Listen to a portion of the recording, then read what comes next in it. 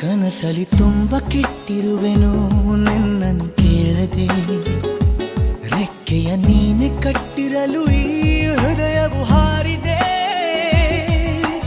ನನ್ನ ಕೌತುಕ ಒಂದೊಂದೇ ಹೇಳಬೇಕು, ಆಲಿಸುವಾಗ ನೋಡು ನನ್ನನ್ನೇ ಸಾಕು.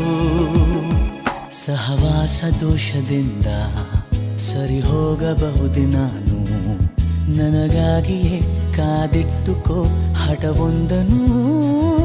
ಕೆಳಗುವ ಮುನ್ನವೇ ಪರವಶನಾದೆನು, ಅರಿಯುವ ಮುನ್ನವೇ ಪರಿಚಿತನಾಗಲಿ ಹೇಗೆ ಪ್ರಣಯಕ್ಕೂ ಮುನ್ನವೇ.